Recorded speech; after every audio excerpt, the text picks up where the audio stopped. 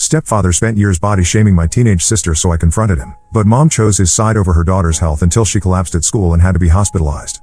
I'm Melody, 28F, and I need to get this off my chest because I can't tell if I crossed a line or finally said what needed to be said. This is about my stepfather Derek, 45M, and how he treats my half-sister Sophia, 15F. Let me give you the full picture.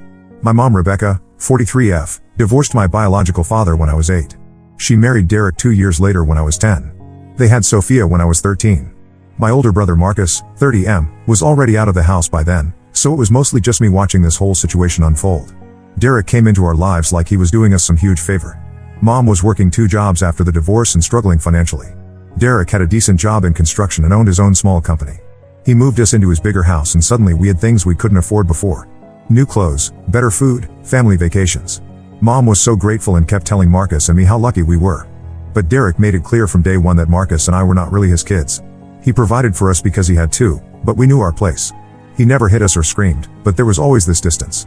He would ask about our grades and activities, but it felt like he was checking boxes rather than actually caring. When Sophia was born, everything changed. Derek absolutely worshipped Sophia from the moment she arrived. She was his first and only biological child, and he treated her like she was made of gold. But here's the thing that makes this whole situation so messed up. His worship came with impossible expectations. Sophia was a chubby baby and toddler. Most babies are. But Derek started making comments about her weight before she could even walk properly. He would tell mom not to give her too many snacks. He would make jokes about her being his little butterball. When she was maybe 3 years old, he started calling her Chunky instead of her name when he thought it was funny. I remember one specific incident when Sophia was about 5. We were at a family barbecue with Derek's relatives. Sophia was playing with her cousins and came running over asking for a hot dog. Derek looked at her and said she had already eaten enough and that she needed to learn portion control. His sister actually looked uncomfortable and offered to share her plate with Sophia instead. Derek got mad at his sister for undermining him. This pattern continued as Sophia got older. Derek enrolled her in every sport he could think of. Soccer, tennis, swimming, track. He said it was because he wanted her to be well-rounded, but Marcus and I could see what was really happening. He was trying to control her body and her weight through constant physical activity. The comments got worse as she entered middle school. Derek would look at her plate at dinner and ask if she was sure she needed that much food. He would make remarks about her clothes being too tight when they fit her perfectly fine. He bought her a scale for her 12th birthday and told her it was important to monitor her health. What 12-year-old gets a scale as a birthday present? Mom went along with all of this. She would sometimes tell Derek he was being too hard on Sophia, but she never really stood up to him. I think she was scared of rocking the boat because Derek provided so much financial stability. She had been through poverty and didn't want to go back. Marcus moved across the country for work when Sophia was 10, so I became her main protector in the house. Whenever Derek made a comment, I would try to counter it later when we were alone. I would tell Sophia she looked great and that she was perfect the way she was. But Derek's voice was louder and more constant. Sophia started restricting her food intake when she was 13. She would skip breakfast and say she wasn't hungry. She would push food around on her plate at dinner and barely eat anything. Derek praised her for having good self-control. He said he was proud of her for taking care of herself. I tried talking to mom about what was happening, but she said Derek meant well and that he just wanted Sophia to be healthy. She said I was being too sensitive because I remembered what it was like when my own father left and I was protective of Sophia. She made it sound like I was the one with the problem. By the time Sophia turned 14, she was barely eating at all. She would make excuses to skip family meals. She started wearing baggy clothes all the time.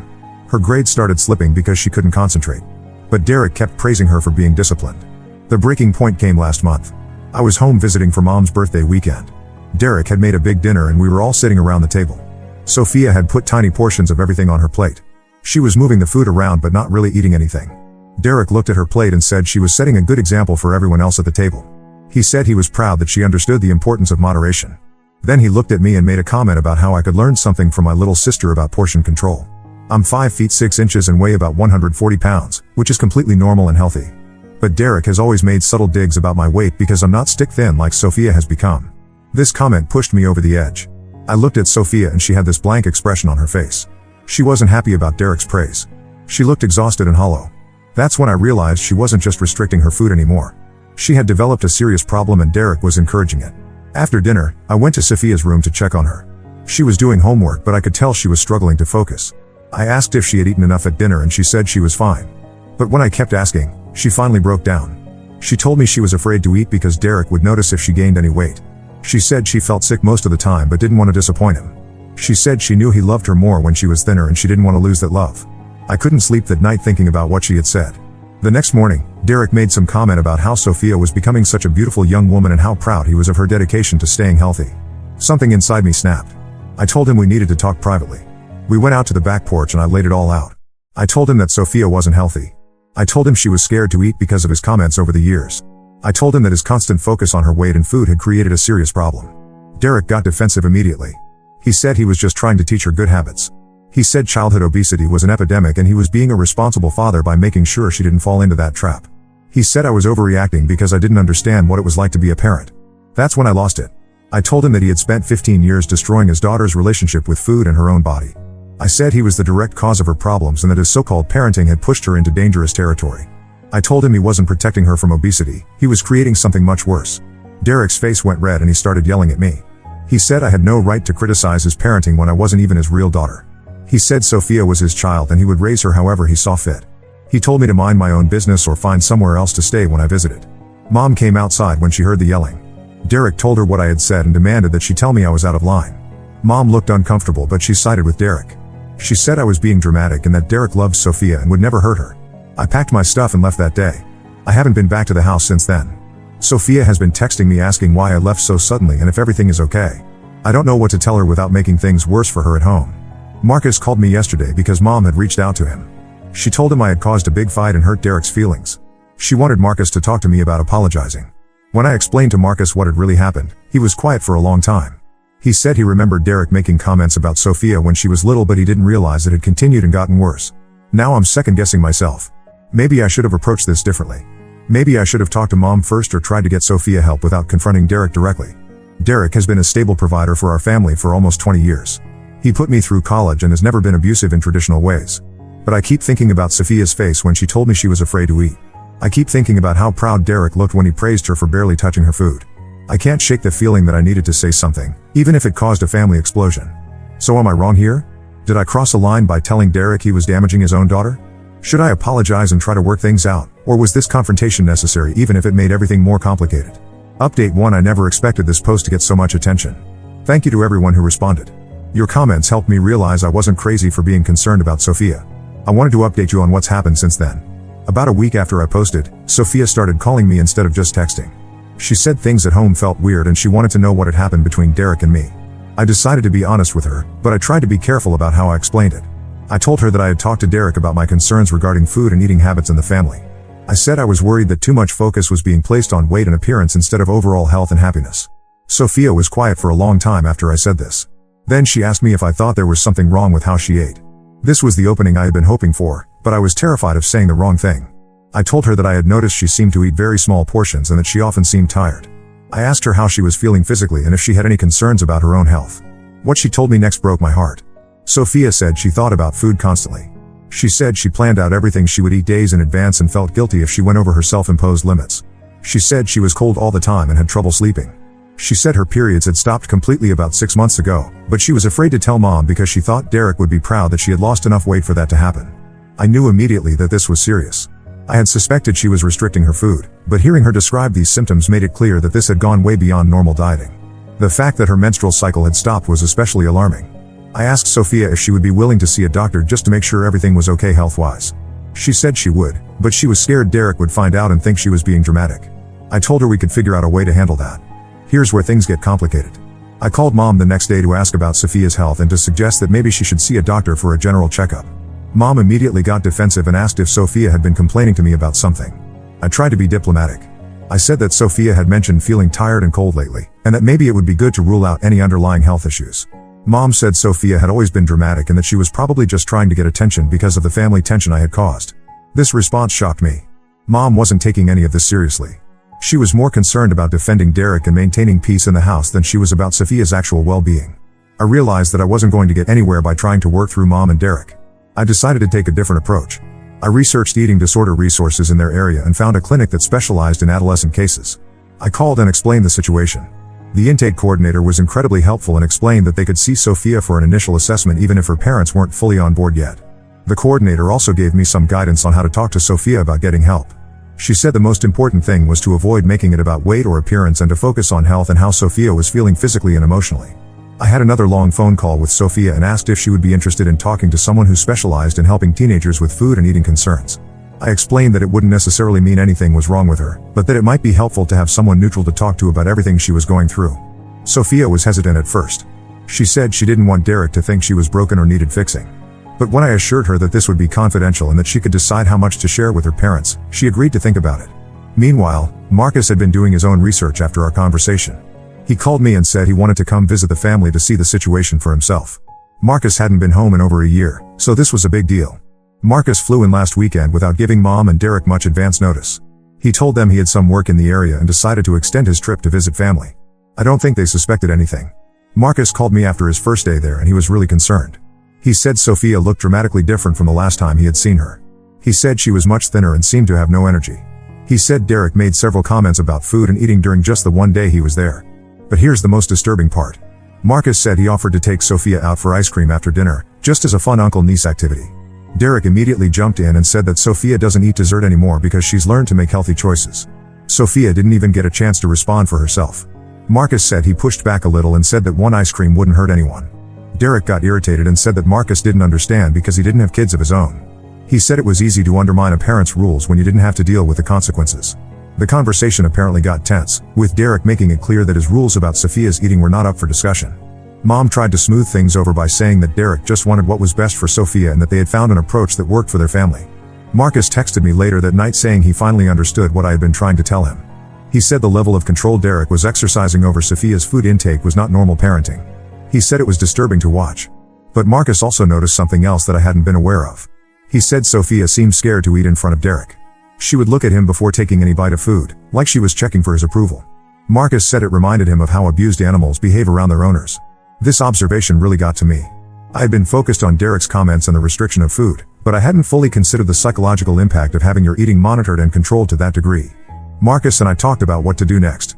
We both agreed that Sophia needed professional help, but we weren't sure how to make that happen given Mom and Derek's resistance. Marcus suggested that we try to get Sophia away from the house for a longer period so she could get some space and perspective.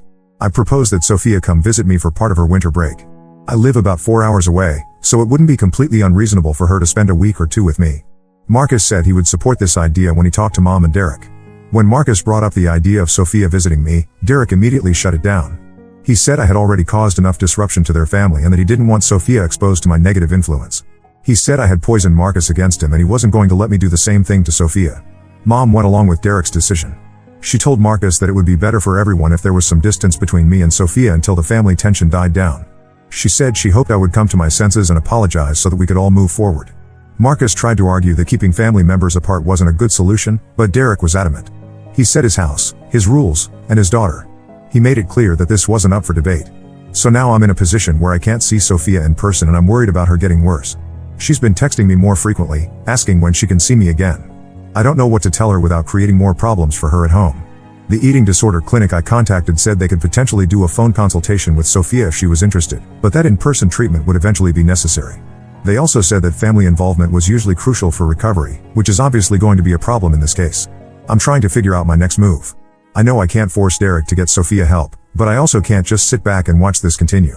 Marcus is staying for a few more days and he's going to try to talk to Mom privately to see if he can get through to her. This whole situation has made me realize how complicated family dynamics can be when there's this kind of dysfunction. Derek isn't a monster in obvious ways.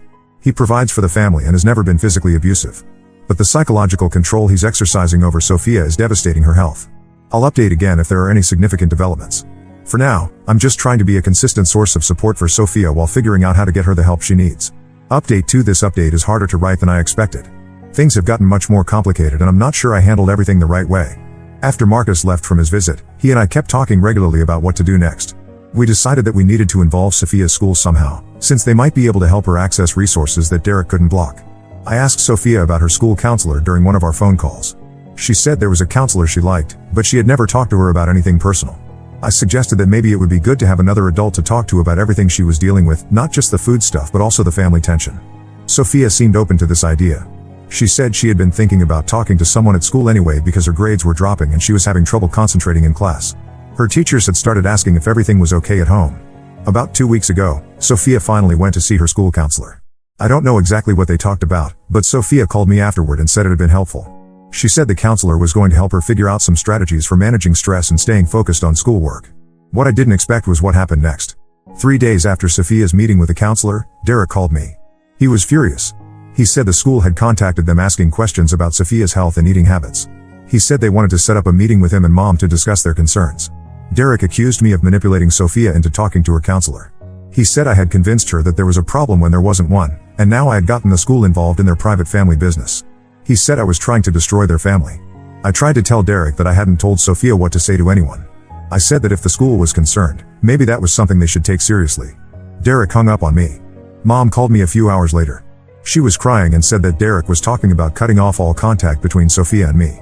She said the school meeting had been humiliating and that they had asked intrusive questions about what Sophia ate at home and whether they monitored her weight. According to mom, the school counselor had told them that Sophia showed signs of disordered eating and that they recommended a medical evaluation. The counselor had also expressed concern about Sophia's energy levels and concentration problems. Mom said she and Derek had explained to the school that they were health-conscious parents who taught their daughter good eating habits. She said they felt like they were being accused of abuse when they were just trying to keep Sophia healthy. The school apparently didn't back down. They said they had a responsibility to follow up on their concerns and that they would be monitoring Sophia's well-being going forward. They gave mom and Derek information about eating disorder resources and strongly encouraged them to have Sophia evaluated by a medical professional. Derek was livid about the school's response. He told mom that this was all my fault and that I had turned Sophia against them. He said he wasn't going to let me continue to interfere with his parenting. Here's where things took a turn I wasn't expecting. Mom called me back the next day and said she had been thinking about everything the school counselor had said. She asked me if I really thought Sophia had an eating disorder. I was careful about how I answered. I told mom that I wasn't qualified to diagnose anything, but that I was concerned about some things I had observed. I mentioned Sophia's low energy, her small food portions, and some of the things she had told me about how she thought about food. Mom was quiet for a long time. Then she said she had been noticing some of these things too, but she had assumed they were normal teenage behavior. She said Derek had always been so proud of Sophia for being disciplined about food that she had never questioned whether it might be going too far. This was the first time mom had ever acknowledged that Derek's approach might be problematic. I tried to encourage her to trust her instincts and consider getting Sophia evaluated, just to make sure everything was okay. But then Derek got home and apparently overheard part of our conversation. Mom told me later that he was furious that she was talking to me about their parenting decisions. He told her that she needed to choose between supporting her husband or enabling her daughter's manipulation of the situation. Derek gave mom an ultimatum. Either she would support him completely and cut off contact with me, or he would consider our family's interference to be a threat to his marriage and his authority as Sophia's father. He said he wouldn't tolerate being undermined in his own home. Mom chose Derek. She called me the next day and said that she couldn't talk to me anymore about Sophia or their family situation. She said she hoped I would understand that she had to protect her marriage and that Derek felt like I was trying to destroy their family. I asked mom what would happen to Sophia if she really did need help. Mom said that Derek was a good father and that he would never let anything bad happen to Sophia. She said they would handle things as a family without outside interference. That conversation was devastating. I realized that mom was never going to stand up to Derek, even if it meant Sophia didn't get help she might desperately need. Mom was too afraid of losing her financial security and her marriage to challenge Derek's authority. Since then, my contact with Sophia has been limited. She can still text me occasionally, but Derek monitors her phone and she has to be careful about what she says. She told me that things at home have been tense since the school meeting and that Derek is even more controlling about her food now because he feels like people are watching him. Sophia said Derek made her promise that she wouldn't talk to the school counselor about family matters anymore. He told her that outsiders don't understand their family dynamics and that she should only discuss academic issues with school staff. The most heartbreaking part of all this is that Sophia seems to be getting worse. In her limited texts, she's mentioned being dizzy more often and having trouble staying awake in class. She said she's been getting sick more frequently and that simple activities like walking upstairs make her tired. Marcus has been trying to stay in touch with Sophia too, but Derek has made it clear that he's not welcome to visit again anytime soon. Marcus looked into legal options for getting Sophia help against her parents' wishes, but he was told that unless there was evidence of severe abuse or immediate danger, there wasn't much that could be done. The eating disorder clinic I had contacted said they couldn't work with Sophia without parental consent unless she was in immediate medical danger. They suggested that if I was truly concerned about her physical safety, I should contact Child Protective Services, but they warned that this could backfire and make Derek even more controlling. I'm torn about whether to involve CPS. On one hand, I'm genuinely worried about Sophia's health and I don't think Derek will ever voluntarily get her help. On the other hand, I'm afraid that if I call CPS and they don't find sufficient evidence of abuse, Derek will completely cut Sophia off from any outside support system. Right now, I'm trying to maintain whatever limited contact I can with Sophia while researching other options. I've connected with some online support groups for families affected by eating disorders, and I'm learning about warning signs and crisis resources. The hardest part is feeling so powerless. I can see that Sophia is struggling and potentially in danger, but I can't force her parents to get her help. I keep hoping that Derek will eventually realize how serious this is, but I'm not optimistic about that happening. Marcus and I talk regularly about the situation, but we're both feeling frustrated and helpless. We've considered staging some kind of intervention, but we're not sure that would be effective and it might just make things worse for Sophia. I'll continue to update if there are any major developments. For now, I'm just trying to be available for Sophia in whatever limited way I can while hoping that something will change before her health deteriorates further. Update 3. I wasn't sure if I would post another update, but I think I owe it to everyone who has been following this situation to let you know how things have resolved. 2 weeks ago, I got a call that changed everything. It was from a hospital about 2 hours from where Mom and Derek live. Sophia had collapsed at school and been brought to the emergency room by ambulance. The nurse who called me said they had found my number in Sophia's phone listed as an emergency contact. She told me that Sophia was stable but that she was being admitted for evaluation and treatment. She said I should come to the hospital as soon as possible. I dropped everything and drove straight there. When I arrived, I found out that Sophia's collapse had been caused by severe malnutrition and dehydration. Her blood pressure was dangerously low and her heart rate was irregular. The doctor said she was lucky that she hadn't had a cardiac event. Mom and Derek had arrived at the hospital shortly before I did. Derek was pacing around the waiting room looking angry and defensive. Mom was sitting in a chair crying. When Derek saw me, he immediately started yelling about how this was my fault for putting ideas in Sophia's head. The doctor came out to talk to all of us together. She explained that Sophia's condition was serious and that she would need to be hospitalized for at least several days to stabilize her medically. She said Sophia was showing clear signs of anorexia nervosa and that this was a life-threatening condition that required immediate intervention. Derek tried to argue with the doctor. He said that Sophia just had the flu or was dehydrated from being active. He said there was nothing wrong with her eating habits and that the family was being targeted because of false reports from busybodies. The doctor was not having any of Derek's denials. She showed him Sophia's test results and explained exactly what severe malnutrition looked like on blood work and vital signs. She said that Sophia's body was beginning to shut down non-essential functions to preserve energy for survival. That's when Derek finally seemed to understand how serious this was.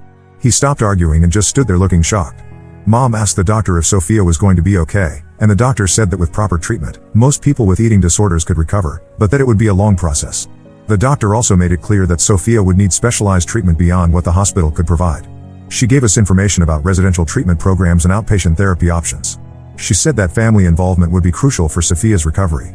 Over the next few days, while Sophia was in the hospital, a lot of things came to light. Sophia had been hiding how sick she really was. She had been fainting at home but telling Mom and Derek that she was just tired. She had been throwing away most of her lunch at school for months. The hospital social worker met with our family to discuss next steps. She was direct about the fact that Sophia's eating disorder had developed in response to family dynamics around food and weight. She said that successful treatment would require everyone to examine their attitudes and behaviors. Derek was resistant at first. He kept insisting that he had only been trying to keep Sophia healthy and that he couldn't understand how that had led to this situation. The social worker explained that well-meaning parents could sometimes inadvertently contribute to eating disorders by focusing too much on weight and food restriction. It took several conversations, but Derek eventually began to accept that his approach had been harmful. I think seeing Sophia in a hospital bed with N4 and heart monitors finally made him realize that his version of keeping her healthy had nearly killed her. Mom was more receptive to understanding her role in the situation. She admitted that she had known something was wrong but had been afraid to challenge Derek's authority. She said she regretted not trusting her instincts and speaking up sooner. The social worker helped us develop a plan for Sophia's treatment. She would be discharged from the hospital to a residential treatment facility about an hour away. The program would last for at least 6 weeks, with the possibility of extending if needed. Derek initially balked at the cost and the idea of Sophia being away from home for so long. But the social worker explained that this level of care was necessary given how medically compromised Sophia had become. She also pointed out that insurance would cover most of the treatment costs. While Sophia was in residential treatment, the rest of us participated in family therapy sessions. These sessions were difficult but necessary. Derek had to confront how his comments and control over Sophia's eating had contributed to her disorder. Mom had to acknowledge her role in not protecting Sophia from harmful dynamics. I participated in some of these sessions too, which was awkward given the family conflict that had preceded this crisis. But the therapist helped us focus on what was best for Sophia's recovery rather than relitigating past arguments. Derek has had to make significant changes to how he talks about food and bodies. The treatment team gave him specific guidelines about what kinds of comments were helpful versus harmful. He's learning to focus on Sophia's overall well-being rather than her weight or appearance. Mom has also had to step up and advocate for Sophia in ways she hadn't before. She's learning to recognize warning signs and to speak up when she's concerned about something, even if it means disagreeing with Derek. Sophia completed her residential treatment program and has been home for about 3 weeks now. She's continuing with outpatient therapy and seeing a nutritionist regularly. She's gained some weight and her vital signs have stabilized, but recovery is going to be a long process. The family dynamics are still evolving. Derek is trying hard to change his behavior, but it's clear that this is difficult for him. He's had to give up a lot of control and admit that his parenting approach was harmful. He's also participating in individual therapy to work on his own issues around food and control. My relationship with Derek will probably never be the same, but we're able to be civil for Sophia's sake. He hasn't apologized to me directly, but he's acknowledged to the family therapist that I was right to be concerned about Sophia's health. Mom and I are rebuilding our relationship slowly. She's expressed regret about choosing Derek's feelings over Sophia's well-being, and she's committed to doing better going forward. She's also in individual therapy to work on her tendency to avoid conflict even when something important is at stake. Sophia is doing better physically, but the psychological recovery is going to take time. She's learning to have a healthier relationship with food and to recognize the thoughts and behaviors that contributed to her eating disorder. She's also working on asserting herself more and speaking up when she's uncomfortable with something. Our family is far from perfect, and there's still a lot of work to do. But Sophia is alive and getting the help she needs, which is what matters most. The crisis forced everyone to confront the dysfunction that had been building for years. I'm sharing this final update because I want people to understand that eating disorders are serious medical conditions that can be life-threatening. If you're concerned about someone's relationship with food, trust your instincts and don't be afraid to speak up. Early intervention can prevent a situation from becoming as severe as what happened with Sophia. I also want people to know that recovery is possible with proper treatment and family support. It's been a difficult journey, but seeing Sophia getting stronger and healthier has made all the conflict and stress worth it. Thank you to everyone who offered support and advice throughout this process. Your comments helped me realize that I wasn't overreacting and that Sophia's situation was as serious as I feared. Sometimes it takes outside perspective to see clearly what's happening in your own family. Now let's move to the next story. Story 2. My husband always protected his younger brother until we found out he abandoned his pregnant girlfriend just like their father did to them. I, 30F, have been married to Sam, 36M, for 6 years. We're immigrants in NYC and have worked hard to build a stable life here. We both have good jobs now and own a small but comfortable apartment. The issue is with Sam's younger brother Mike, 32M, who came to the US 2 years ago despite my strong objections. Some background on Mike. Back in our home country, he lived with their mother and was completely dependent on her. My mill constantly complained about his behavior.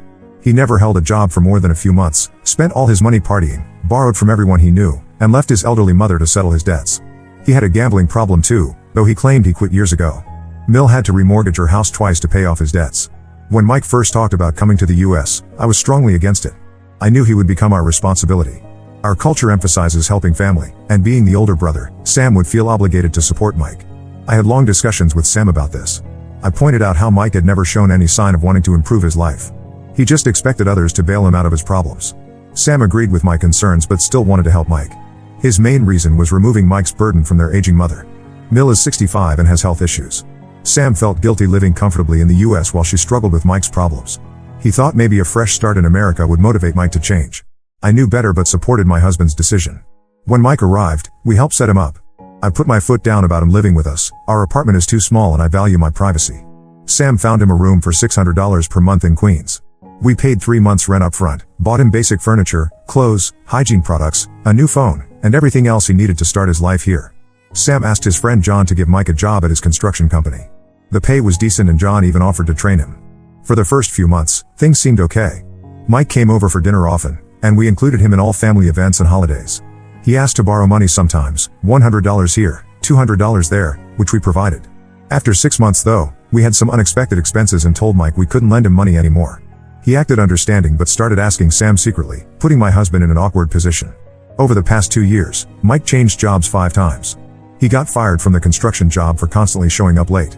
Then he worked at various restaurants and stores, never lasting more than a few months. He lived paycheck to paycheck despite having no real expenses besides rent and food. Somehow he always had money for partying but claimed poverty when rent was due. I grew to strongly dislike him.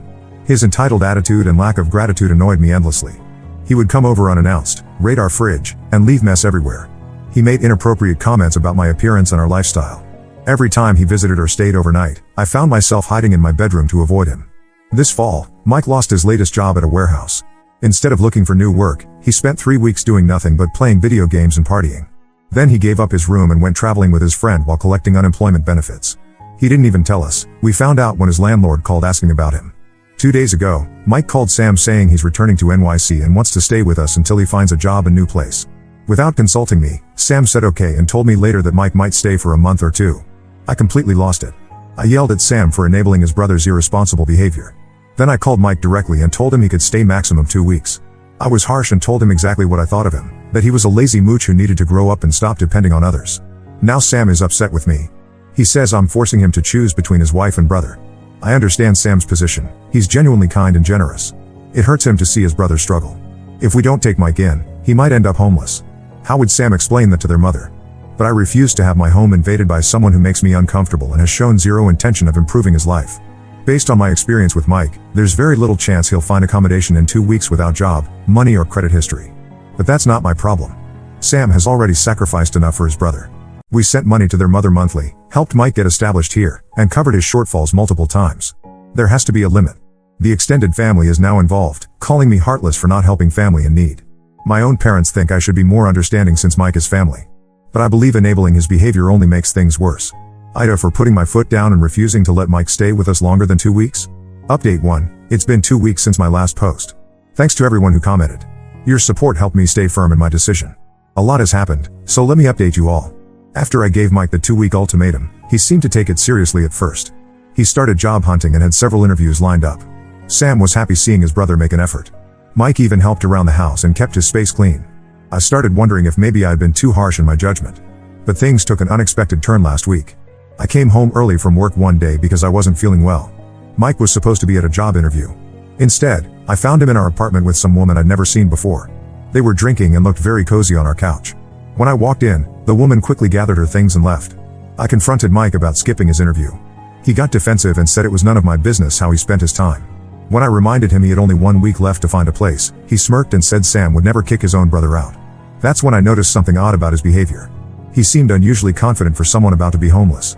I decided to check our security camera footage from the past week. What I saw made my blood boil. Mike had been bringing different women to our apartment almost every day while we were at work. He was using our place like his personal dating spot. Even worse, I caught him going through our bedroom multiple times. I called Sam at work and asked him to come home. When we checked our bedroom thoroughly, we discovered several items missing, some of my jewelry, Sam's expensive watch, and about $500 in emergency cash we kept in a drawer. I wanted to call the police, but Sam begged me not to. He said it would destroy their mother if Mike got arrested. Sam finally confronted his brother. Mike broke down and admitted he'd been gambling again.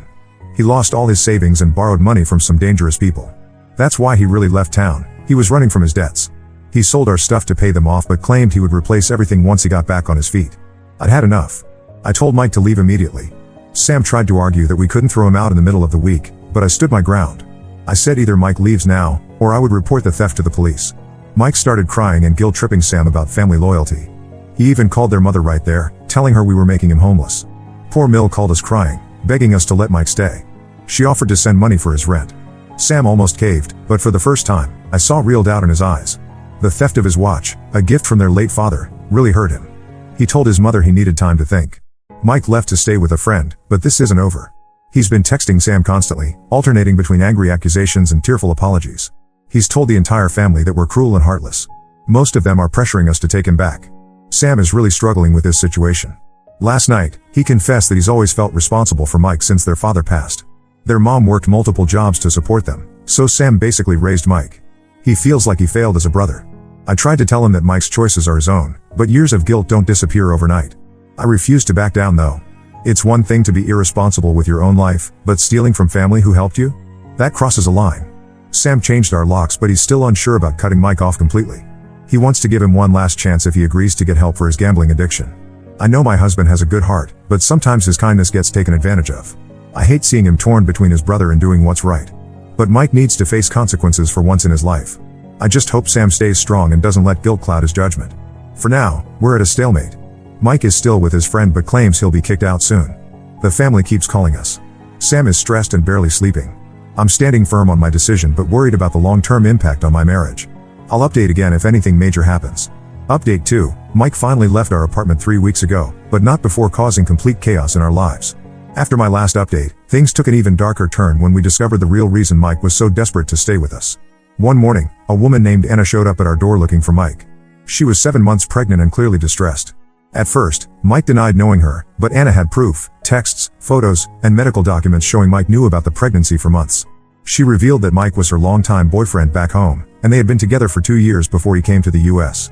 Anna explained that when she told Mike about the pregnancy, he convinced her not to tell anyone, promising he would send for her once he was settled in America. Instead, he blocked her on everything and disappeared. She only found him through mutual friends who saw his social media posts in NYC. She spent her savings coming here to confront him. The revelation hit Sam particularly hard. Their own father had abandoned them when Sam was 12 and Mike was 8. Sam had practically raised Mike, always trying to be the father figure their dad never was. Learning that Mike planned to abandon his own child just like their father did broke something in Sam. He couldn't even look at his brother. When Sam confronted Mike about the pregnancy, Mike's reaction was horrific. He accused Anna of trying to trap him, claimed the baby probably wasn't his, and said he never wanted kids anyway. He showed zero remorse or sense of responsibility. He even suggested that Anna should take care of the problem and stop bothering him. That was the final straw for Sam. Sam completely lost control for the first time in his life. He yelled at Mike about their own father, about all the sacrifices their mother made, about how he had wasted every opportunity given to him. Then he physically threw Mike's belongings into the hallway and told him to never contact us again. I had never seen my husband so angry and hurt. Of course, Mill got involved immediately. She called us crying, saying we had to help Mike figure things out. She offered to come to America herself to help with the baby. But Sam stood firm this time. He told his mother that Mike needed to face consequences for once in his life, just like their father never did. Mike has been alternating between harassing us and playing victim. He's been calling and texting nonstop, switching between angry accusations and tearful apologies. Sometimes he threatens to tell the whole family what horrible people we are, other times he begs for another chance.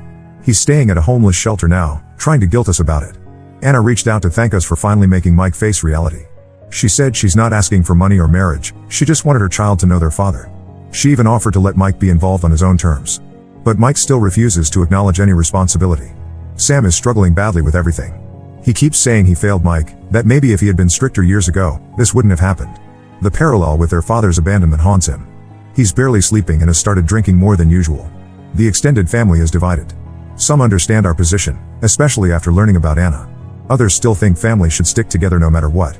They keep pressuring us to take Mike back, saying he needs support now more than ever. But I know enabling him further would only make things worse. I feel vindicated about my initial instincts about Mike, but watching my husband suffer kills me. Sam put his whole life into trying to make his brother a better man than their father was. Now he feels like he failed at the one thing he dedicated his life to. I try to tell him he did his best, but the wounds are too fresh. That's where things stand now. Mike is still in the city, Anna is staying with friends until the baby comes, and Sam is trying to process this betrayal. I'll update if anything significant changes. Update 3, it's been 4 months since everything happened with Mike. A lot has changed, so here's the final update on our situation. The baby was born last month, a healthy boy. Mike didn't show up at the hospital or respond to any messages about his son. Anna named the baby Daniel after her father. She's moved into a small apartment and started working part-time while her friend helps with childcare. She's filed for child support, though I doubt she'll get much from Mike given his situation. Sam went to see his nephew at the hospital. It was incredibly emotional for him, holding this innocent baby who would grow up without a father just like he did. He broke down completely in the car afterward. That visit changed something in him though. He stopped feeling guilty about Mike and instead focused his energy on being there for Daniel. We've been helping Anna with baby supplies and Sam visits Daniel regularly. He's determined that his nephew won't grow up feeling abandoned by his entire paternal family like he and Mike did. Even Mill has come around. She flew in to meet her grandson and was ashamed of Mike's behavior. She stopped defending him and now sends monthly packages for the baby. Mike finally got a job as a bartender and moved in with some roommates. He still hasn't met Daniel or shown any interest in his son. When Sam tried talking to him about it last week, Mike's response was chilling. He said he never wanted to be a father and we should all stop trying to force him into it. He claimed he was nothing like their father because at least he was honest about not wanting his kid. That conversation was the last straw for Sam.